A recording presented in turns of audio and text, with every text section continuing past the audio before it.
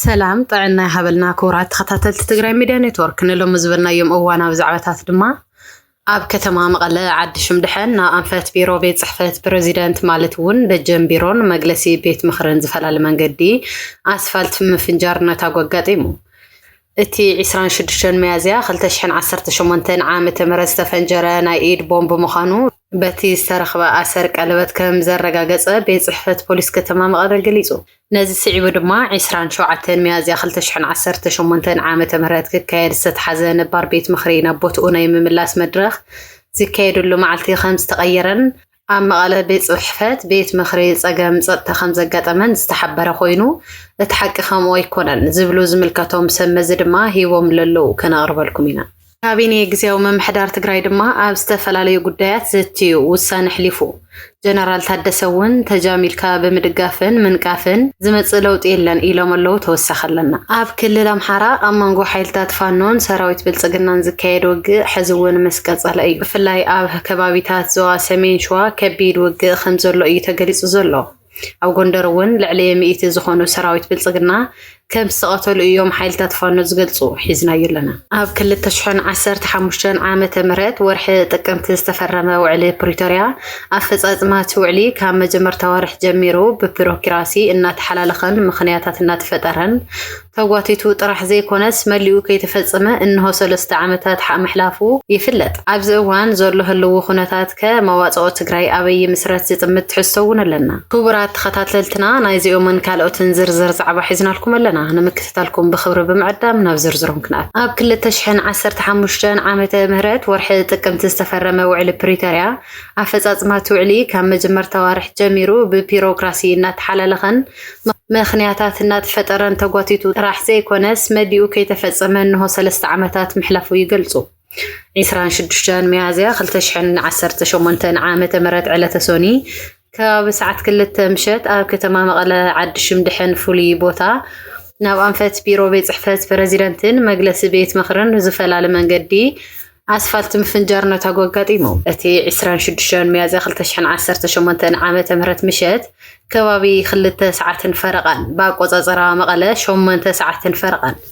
ዝተፈንጀረ ናይ ኢድ ቦምባ ምዃኑ በቲ ዝተረኽበ ኣሰር ቀለበት ከም ዘረጋገጸ ቤት ጽሕፈት ፖሊስ ከተማ መቐለ ገሊጹ እቲ ነታጉ ኣብ ሰጣሕ ጽርግያ ብምፍንጀሩ ዛጊድ ኣብ ሰብ ዝበጽሐ ጉድኣት የለን ምምሕዳር ከተማ መቐለ ከም ዝገለጾ እዚ ተግባር እዚ ኾነ ኢልካ ህዝቢ ንምሽባር ዝተፈጸመ ምዃኑን ኣካላት ጸጥታ ነቶም ገበን ዝፈጸሙ ኣካላት ኣብ ትሕቲ ቁጽጽር ንምውዓል ዝተወደደ ስራሕ ይሰርሑ ከም ዘለዉ ብምግላጽ ህዝቢ ነቶም ራዕዲ ፈጠርትን ለእኽትኦም ስርዓት ንምትሓዝ ምስቲ መዋቕር ጸጥታ ክትሓባበር ኣተሓሳሲቡ ኣብዚ ዓመት እዚ ጥራሕ ኣብ ናይ መንደቕ ቀጽሪ ግቢ ካምፓስ ዓዲ ሓቂ ዩኒቨርሲቲ መቐለ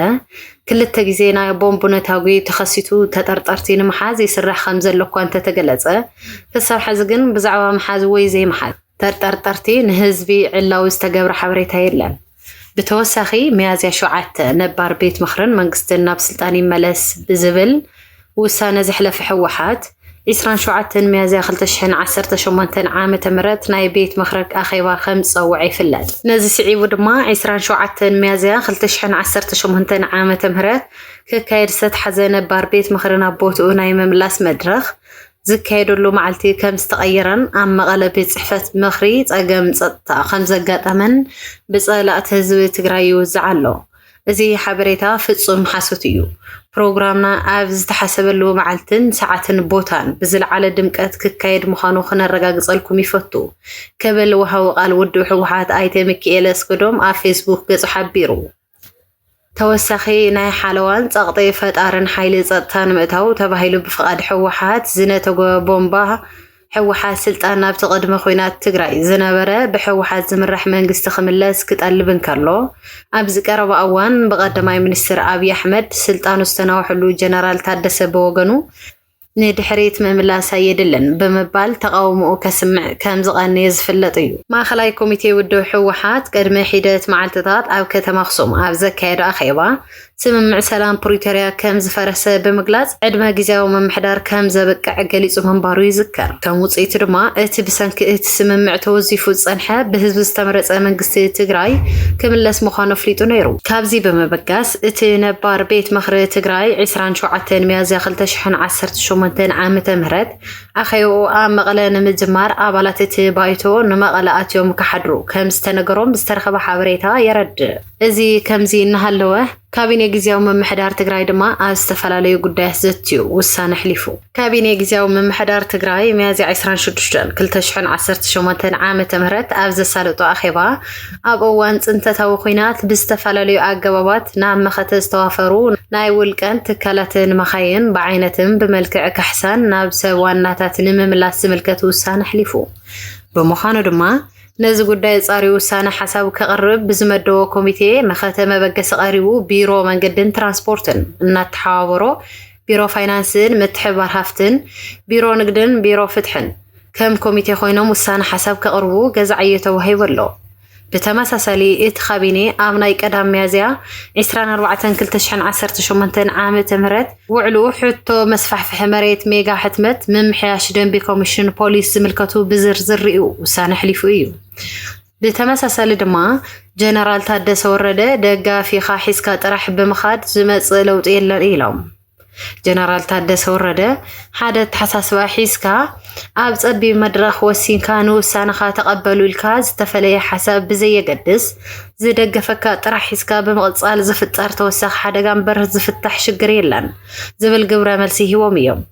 እቲ 26/2018 ዓመተ ምህረት ሚያዝያ ኣጋምሸት ዝወፀ መግለጺ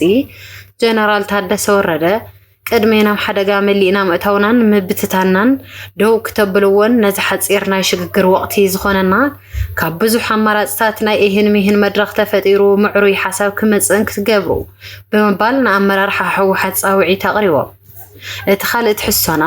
ሳልሳይ ወያነ ትግራይ ሳወት መግለፂ ሂቡ። ኣብ መግለፂኡ ድማ ኩሉ ዘሳተፈ ጊዜያዊ መሰጋገሪ መንግስቲ ክጣየሽ ፀዊዑ።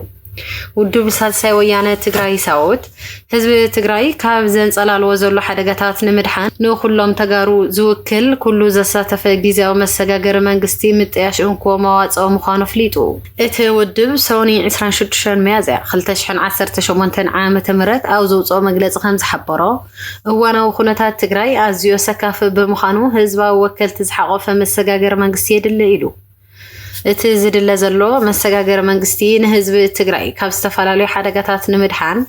ዓብይ ተራ ከም ዘለዎ ሳወት ኣብ መግለፂ ኣስሚሩ ኣሎ። እቲ ካልእ ትሕሶና ኮሚሽን ሓደጋ ምክልኻልን ድልውነትን ትግራይ ዘንጸላልዎ ዘሎ ከቢድ ሓደጋ ብዕቱብ ብምርኣይ ምስ ዝምልከቶም ኩሎም ኣካላት ብምዝርራብ ኣድላይ ዘበለ ቅድመ ጥንቃቄ ክግበር ይግባእ ክብል ጽላል ሲቪል ማሕበረሰብ ምዕራብ ትግራይ ፃውዒት ተቐሪቡ። ጽላል ሲቪል ማሕበረሰብ ምዕራብ ትግራይ ብሰንኪ ምቁራጽ ሰብኣዊ ሓገዝ USAID ዘንጸላሉ ዘሎ ሓደጋን ህሉ ኩነታት ተመዛበልትን ኣመልኪቱ ናብ ኮሚሽን ሓደጋ ምክልኻልን ድልውነትን ትግራይ ኣብ ጽሓፎ ቁሉዕ ደብዳቤ ኣብ ትግራይ ብሓፈሻ ብፍላይ ድማ ኣብ መዕቆቢ ተመዛበልቲ ዝርከቡ ህፃናትን ኣረጋውያንን ብሰንኪ ዝኸፍአ ሕፅረት ምግቢ መዓልታዊ ንሞትን ስቃይን ይቃልዑ ኣለዉ። ከምቲ ዝፍለጥ ህዝቢ ትግራይ ብሓፈሻ ብፍላይ ድማ እቲ ካብ መረበቱ ተመዛቢሉ ኣብ ውሽጢ ዓዲ ኣብ ዝተፈላለዩ መዕቆቢታት ዝርከብን ናብ ሱዳን ዝተሰደደን ኣብ ትሕቲ ወረርቲ ሓይልታት ዘሎ ህዝቢ ምዕራብ ትግራይ እውን ብተመሳሳሊ ኣብ ኣዝዩ መሪር ማሕበራውን ቁጠባውን ፀገም ወዲቑ ይርከብ ዝበለ እቲ ማሕበር ብሰንኪቲ እናተጋደደ ዝኸይድ ዘሎ ሕፅረት ምግቢ ህይወት ወገናትና ብጥሜትን ብሕማምን እናሓለፈ ይርከብ ኢሉ። ብፍላይ ድማ ኣብ መዕቆቢ ተመዛበልቲ ዝርከቡ ህፃናትን ኣረጋውያንን ብሰንኪ ዝኸፍአ ሕፅረት ምግቢ መዓልታዊ ንሞትን ስቃይን ይቃልዑ ኣለዉ። ኣብ ልዕሊ እቲ ዘሎ ከቢድ ኩነታት እቲ ብUSAID ዝድገፍን ንሚልዮናት ተጸበይት ሓገዝ ዝምግብን ዝነበረ ዓብዪ መደብ ረድኤት ምግቢ JEOP ካብ ሰነ 2026 ዓመተ ፈረንጂ ጀሚሩ ብሰንኪ ሕፅረት በጀት ጠጠው ክብል ተወጢኑ ኣሎ ዝበለ ጽላል ሲቪል ማሕበረሰብ ምዕራብ ትግራይ እዚ ምቁራጽ ሓገዝ እዚ ምስቲ ኣብ ክልልና ዘሎ ዘይምርግጋእን ስቃይ ተመዛበልቲ ወገናትናን ተደሚሩ ዝኸፍአ ሰብኣዊ ህልቂት ከም ዘስዕብ ንጹር እዩ። بمخانو دما كومشن حدقا مكلخالن دلونتن تግራይ نزي زنصلالو زلو كبير حدقا بعتو بمرأي اتينا تقادد زخيد زلو خيسارا هيوات وقناتنا دو نمبال سعيو نزمت سو او قلولاو نمكلخالن مزملكتون كلهم اكلات بمزرراب አላይ ዘበለ قدمه ጥንቃቄ ክግበር بترين الله وخبل حاتيتلو نعت زقصل تحسنا خنسكر وعلي بريتوريا بعلي تتحيسو تباهيلو نزي اوانا هلو خناتات مسرت كيروم حساباتهم زقرو قالوا هابتريتو أب كل تشحن 15 عام مرت ورح تقمت استفرمه وعلي بريتوريا أفصاصمات وعلي كام جمر توارح جميرو ببيروقراسي نتحلالخن مخنياتاتنا تفطرن تغواتيتو طرح زي كونس مليو خيتفصم انه 3 عامات محلافو يገልጹ أبتو علي بقلت استقمتو قداي مملاس العلاو مريت تقراين أفصاص ما DDRن اتوم نتو علي زفرسو قند مخنياتات يوم سيعو دما መንግስት ፌደራል አንጻርቲ ተፈራራመ ውዕሊ ፕሪቶሪያ ዝኾነ ውድብ ሕወሓትን ግዚያዊ መምሕዳር ትግራይን ዝተሰለፉ ዕጡቃት ኣብ ክልል ዓፋር ክስልጡኑን ክውድቡን ብምፍቃድ በጀት ብምምደብን ነቲ ውዕሊ ሙሉእ ብምሉእ ጥሒስዎ እዩ ሓልሓሊፉ ምስቶም ዕጡቃት ኣብ ዝተገበረ ናይ ተኽሲ ምልውዋጣት እውን ናይ ከቢድ ብረትን ድሮን ሽፋን ብምሃብ ነቲ ውዕሊ ምጥሓሱ ደጊሙ ኣረጋጊጹ بس طرح كيف قاعد تقراي نابتي اوان عصوان كبان زنبرتو خلكلاتات كتات غيروا بوغن حوحته ون انتخونه حيل خاب كند متنخارن متحقوقافن حيل خابتينكا نتي اوان كينات كند فصامي جنوسايد زنبره سرعات شعبيه صمدو بمفطر نتو علي مفراس مقلطاف ناي بعلا اجامه بركيتا ايا بزي اومن كالوتن مخنياتا سيبو اتيناي موداتا ممرጽ ትግራይ ይስተባሃለሉ ምምላስ መንግስት ትግራይ ኣብ ዝተፈላለዩ መድረኻት ተዘቲሉ ሕዚ ኣብ ናይ መወዳእታ ምዕራፍ በፂሕሎ ብምባል ድሕረ መምላስ ቤት ምኽርን ምጥያሽ ዝነበረ መንግስትን ግብረ መልሲ ስርዓት ብልጽግና እንታይ እዩ ክኸውን ዝብል ድማ ትኹረት ዘድልዮ ብምባል ይገልጽዎ ቀዳማይ ሚኒስትር አብይ ኣብ ትግራይ ተጋሩን አዝዩ ዘኻነ ጽልእ ከም ዘለዎ ንዝሓለፉ 6-7 ዓመታት ብተግባር ኣርእዩ ካብ ተግባራቱ ሓደ ከቢድ ጽንተት ፈጺሞ ሚልዮናት ኣመዛቢዱ ብኣማይ ተሽሓት ቀቲሉ ግዛኣቱ መንዚዑ ሰብ ንብረት ሰጊጉ ዝተረፉ ሓይሩ ዋጋ ሚልዮናት ውዕል ፕሪቶሪያ ተፈሪሙ ግዛኣታት ምዕራብ ትግራይ ኢሮብ መረባ ድማ ኣብ ትሕቲ ሓይልታት ኣምሓራን ኤርትራን ዘሎ ከባብታት ለቂቑ ክወጽእ ፈሪሙ ደቡባዊ ግዛኣት ኢትዮጵያ ጥራሕ ክሕሉ ተስማዕሚዑ እዚ ኩሉ ክምልስ ድሌት ከም ዘይብሉ ተጠልዑ ይገልጽ ኣሎ ብምባል ይወቕሱ ጊዜያዊ መምሕዳር ትግራይ ብኣይተ ጌታቸው ረዳ ክምራሕ ተወሲኑ ሕወሓት بوغنا نمريحነት ኣይተ ጌታቸው ረዳ ብዘይ መቀባሉ ድሕሪ ሓደ ዓመት ንጀነራል ታደሰ ወረደውን ዕጻ ጌታቸው ኣምድላውሎ ዝብሉቶም ወሃብ ትርኢቶ ሕወሓት بحق استراتيجيكاون دبلوماسياون ديمقراسياونነትን ውድቀትን ምብትታንን ገጢምዋ ከም ዘሎን ፈለማ ኣውሽጣ ዘሎ ጸገም ክትፍትሽ ከም ዘለዋን ይገልጹ ውሳነታት ሕወሓት ኩሉ ብዝቆሰሉን ዝተማረኹን ዓለማዊ ተመክሮን እዋናዊ ትዕዝብትን ዘይብሎም ይፍጸማሉ እዚ ድማ ነቲ ኣብ ልዕሊ ህዝቢ ትግራይ ገጢሙ ዘሎ ሓደጋ ናይ መዋጽኦ ኣንፈት ክህልዎ ኣይኽእልን ውሽጣ ክትፍትሽ ይግባእ ይብሉ ኣብ ክልል ኣምሓራ ኣብ መንጎ ሓይልታት ፋኖን ሰራዊት ብልጽግናን ዘካየዱ ሕዝውን ቀጸለ እዩ ብፍላይ ኣብ ከባቢታት ዞባ ሰሜን ሸዋ ከቢድ ውግእ ከም ዘሎ እዩ ተገሊጹ ዘሎ ኣብ ጎንደር እውን ልዕሊ 100 ዝኾኑ ሰራዊት ብልጽግና ከም ዝሰቐተሉ እዮም ሓይልታት ፋኖ ዝገልጹ 26 ሚያዝያ 2018 ዓመተ ምህረት እውን ኣብ ክልል ኣምሓራ ሸዋ ከባቢ ክብድ ዝበለ ውግእ ከም ዝተኻየደ ተሓቢሩ ኣሎ ሰራዊት ብልጽግና ካብ ግዝኣት ክልል ኦሮሚያ ብምብጋስ ናብ ማጀቴ ዝተባህለት ቦታ ክልል ኣምሓራ ተኽሲ ምኽፋቱ ስዒቡ ምስ ሓይልታት ፋኖ ናብ ስሩዕ ውግእ ከም ዝኣተወን ኣብ ማጀቴን ዙርያኣን እውን ከበድቲ ናይ ጉጅለ መሳርሒ ዝተሓወሰ ከቢድ ውግእ ከም ዝተኻየደን እዩ ተገሊጹ ዘሎ ናይ ስርዓት ብልጽግና ሰራዊት ኮማንዶ ኣየር ወለድ ምስ ናይ ትኽልል ሓይሊ ኣድማ ብተናን ምልሽ ብምትሕብባር እዩ ውግእ ከፊቱ ይብሉ ናይቲ ቦታ ፍልፍላት ኣብቲ ካብ ወጋሕታ 26 ሚያዝያ 2016 ዓመተ ምህረት ጀሚሩ ዝተወልዐ ውግእ ክሳብ ምሸት ከም ዝቐጸለን ሰብኣውን ንዋታውን ጉድኣት ከም ዘስዓበን እውን ተሓቢሩ ኣሎ ብተመሳሳሊ ኣብቲ ክልል ኣብ አንቆጽያ ግምዛ ዝተባሃለ ወረዳ ሃገረ ማርያም ማጮራ የህብረት አፈር ቅርታን ዝተባሃሉን ካልኦትን ካምፕታት ብልጽግና ኣብ ዝተገበረ ውግኣት ብርክዝ ዝበለ ጉድኣት ኣብጽሑ እዩ ይብሉ ነበርቲ ሓይልታት ፋኖ እውን ሚድያታት ኣብ ዝሃብዎ ሓበሬታ ነዚ እዮም ዘረጉዱ ሓይልታት ፋኖ ብፍላይ ድማ ካብ ኣመራርሓ ዝተረኽበ ሓበሬታ ከም ዘመልክቶ